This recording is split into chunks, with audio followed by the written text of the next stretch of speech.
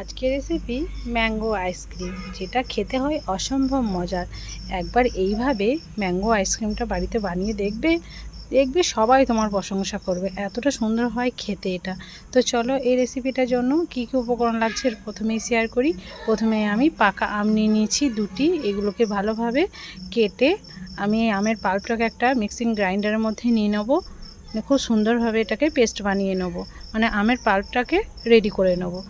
তো এইভাবে করে আমি আমের পাল্পটাকে রেডি করে একটা বড় নিয়ে নিয়েছি মিক্সিং গ্রাইন্ডারের মধ্যে। এরপর দিয়ে দিতে হবে কিছুটা কাজু মিক্সিং জারের মধ্যে। এরপর একটা 10 টাকা প্যাকেট গুঁড়ো দুধের প্যাকেট আমি নিয়ে নিয়েছি, সবটুকুই দিয়ে দিয়েছি। এখানে কিছুটা পরিমাণ চিনি আমি অ্যাড করব।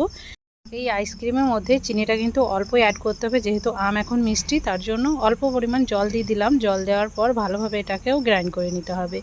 এটাও গ্রাইন্ড করে নিয়েছি। এরপর এটাকেও আমি আমের পাল্পের মধ্যে অ্যাড করে দিয়েছি।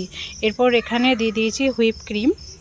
তো এখানে ক্রিম দিলে আইসক্রিমটা খেতে কিন্তু একদম দোকানের চাইতে কোনো অংশের কম হবে না, দারুণ লাগে খেতে। তো কিছুটা পরিমাণ আমি অ্যাড করে দিয়েছি। এরপর ভালোভাবে এটাকে মানে মেখে নিয়েছি, মানে খুব সুন্দরভাবে এটাকে মেখে নিতে হবে, মানে মিক্স করে নিতে হবে, তাহলে ক্রিমের স্ট্রাকচার চলে আসবে।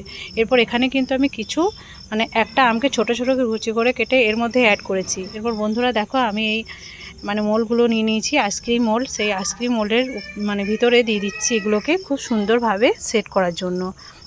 এই আইসক্রিমটা তোমরা কিন্তু যে চায়ের কাপগুলো হয় সেগুলোতেও সেট করে নিতে পারো, বা বড় কোনো পাত্রেও রেডি করে নিতে পারবে। তো এটাকে আমি 8 ঘন্টার মতো ফ্রিজে রাখার পর তোমাদেরকে দেখাচ্ছি। দুর্দান্ত একদম সেট হয়েছিল, আর খেতে একদম মাখনের মতো হয়েছিল। একটা খেয়েও মন ভরবে না, এতটা সুন্দর হয়েছিল মানে এই আইসক্রিমটা। তো আজকের রেসিপিটা তোমাদের কাছে কেমন লাগলো সেটা কমেন্টে অবশ্যই জানাবে। যারা নতুন আছো তারা চ্যানেলটাকে অতি অবশ্যই সাবস্ক্রাইব করে আমার পাশে থাকবে। বেল আইকনটা অবশ্যই ক্লিক করে রাখবে, যাতে আরও নিত্য নতুন ভিডিও তোমরা সর্বপ্রথম পেয়ে যাও। তো দেখো আমাদের এই কচি কাঁচাগুলো একদম দারুণভাবে উপভোগ করেছে আর বলছে খুব সুন্দর হয়েছিল। তো চলো বন্ধুরা, আজকের মতো টাটা।